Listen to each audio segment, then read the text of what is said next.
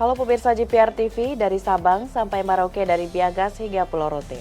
Bertemu lagi bersama saya Mona Azhar Desak dalam Kopinfo Newsroom. Halo pemirsa GPR TV, dari Sabang sampai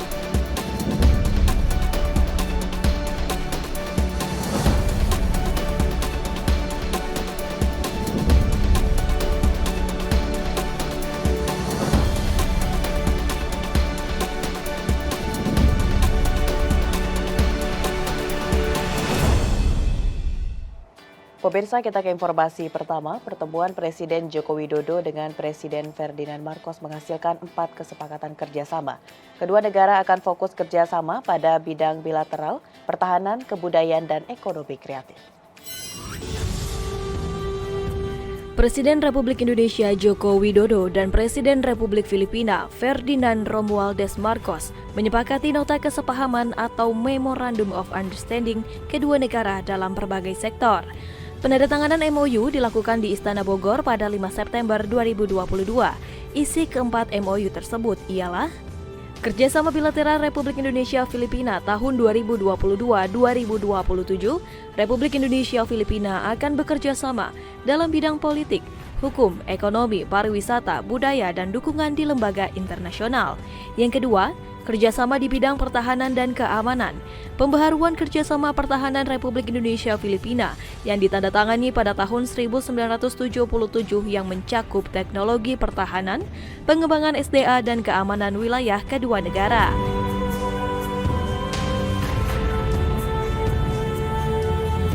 Kerjasama kebudayaan akan mencakup partisipasi festival seni dan karya sastra. Pengembangan dan promosi ekonomi kreatif, kerjasama Indonesia dan Filipina akan mencakup jasa kreatif seperti audiovisual, seni, buku, media, dan bentuk lainnya. Sebelumnya, Presiden Ferdinand Marcos tiba pada hari Senin kemarin di Istana Bogor, Jawa Barat. Ferdinand Marcos adalah Presiden Filipina ke-17 dan Indonesia merupakan negara pertama di luar negeri yang dikunjungi Presiden Marcos. Kedatangan Presiden Ferdinand Marcos sekaligus menandakan hubungan baik diplomatik Indonesia dan Filipina.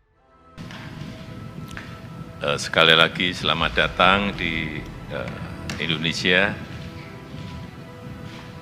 Suatu kehormatan menerima kunjungan luar negeri yang pertama yang mulia.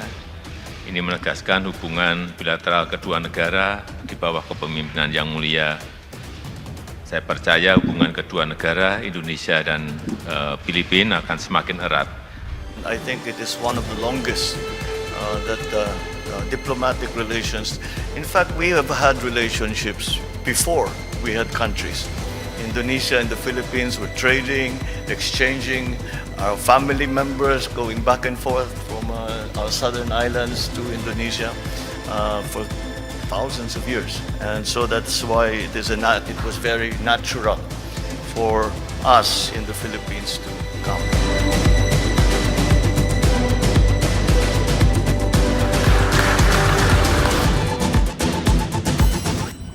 Pada kesempatan yang sama, Presiden Joko Widodo mengajak Presiden Filipina Ferdinand Marcos berkunjung ke Mall Sarina, Jakarta. Selain mengajak menonton pertunjukan musik akustik, kedua pemimpin negara tersebut juga melihat produk-produk UMKM di Sarina.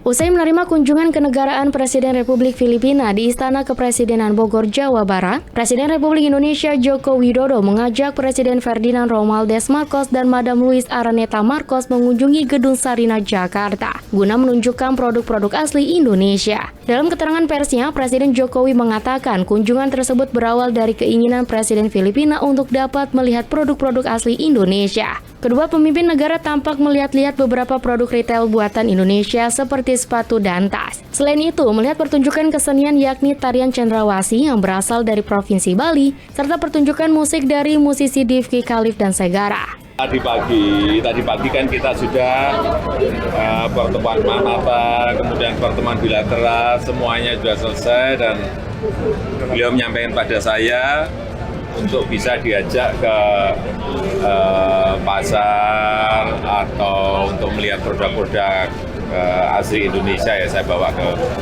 Sarina. Saya kira memang Sarina tempatnya.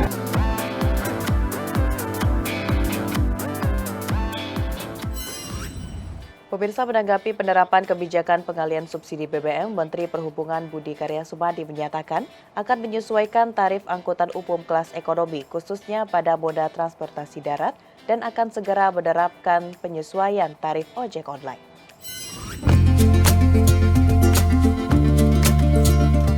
Menteri Perhubungan Budi Karya Sumadi menyampaikan, Kementerian Perhubungan melakukan sejumlah langkah sebagai upaya menangani dampak kenaikan harga bahan bakar minyak bagi sektor transportasi, di antaranya melalui penyesuaian tarif.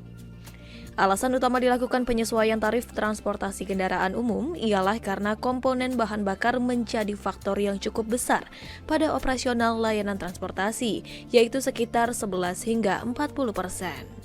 Kemenhub akan melakukan penyesuaian tarif angkutan umum kelas ekonomi, khususnya pada moda transportasi darat, dan Kemenhub akan segera menetapkan penyesuaian tarif ojek online. Sementara itu, dampak dari adanya kenaikan harga BBM bersubsidi pada moda transportasi laut, udara, dan kereta api kelas ekonomi tidak terlalu signifikan. Namun demikian, kajiannya akan tetap dilakukan dan diumumkan dalam waktu dekat. Lebih lanjut, dalam melakukan penyesuaian tarif, Kementerian Perhubungan telah melakukan koordinasi dengan kementerian dan lembaga, termasuk pemerintah daerah dan para pemangku kepentingan, serta mendengarkan saran dan masukan dari berbagai pihak. Melakukan penyesuaian tarif angkutan kelas ekonomi, khususnya untuk angkutan darat. Besaran penyesuaian akan ditentukan oleh kajian yang tengah dan akan kami lakukan, dan hasilnya akan disampaikan dalam waktu dekat. Termasuk dalam hal ini adalah kajian terhadap tarif penumpang ekonomi angkutan antar kota, antar provinsi atau AKAP. Penyesuaian tarif ojek online juga akan kami umumkan dalam 2 hari ke depan, dengan besaran yang telah kami sesuaikan dengan kondisi terakhir, termasuk dampak penyesuaian BBM bersubsidi dan tingkat inflasi. Pemirsa, kesiapan hotel untuk akomodasi penyelenggaraan konferensi tingkat tinggi G20 di Bali pada November mendatang mendekati 99,5%. Menparekraf Sandiaga Uno optimis perhelatan G20 di Bali dapat menunjukkan transformasi ekonomi hijau, digital, dan arsitektur kesehatan global. Rangkaian pertemuan KTT G20 Presidensi Indonesia telah dimulai pada tanggal 1 Desember 2021 dan akan berpuncak di Bali pada tanggal 15 hingga 16 November 2022. Menteri Pariwisata dan Ekonomi Kreatif Sandiaga Uno memastikan persiapan konferensi tingkat tinggi G20 yang akan berlangsung nantinya sudah sesuai rencana atau on the track. Adapun terkait kesiapan hotel untuk akomodasi penyelenggaraan konferensi tingkat tinggi G20 sudah mendekati angka 99,5%.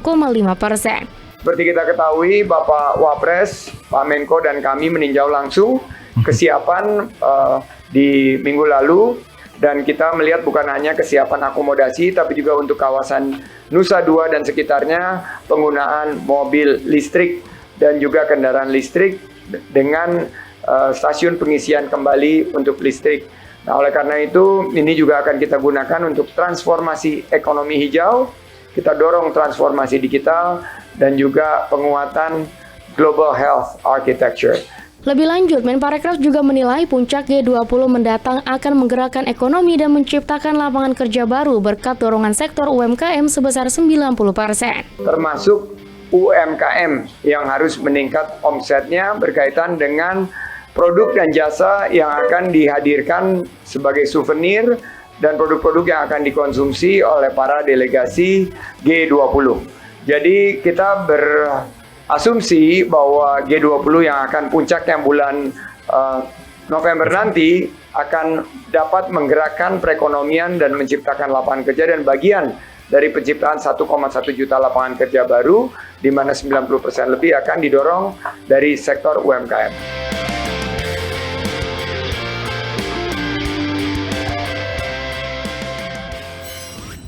Usai kasus kebocoran miliaran data SIM card di forum gelap, Dirjen Aptika Kominfo Sebuel Abrijani Pangerapan menyarankan agar masyarakat senantiasa bekerja sama menjaga data pribadi dari potensi serangan siber. Menurutnya, upaya tersebut perlu dilakukan agar data pribadi tidak bisa diakses oleh pihak lain sehingga mencegah terjadi kebocoran data.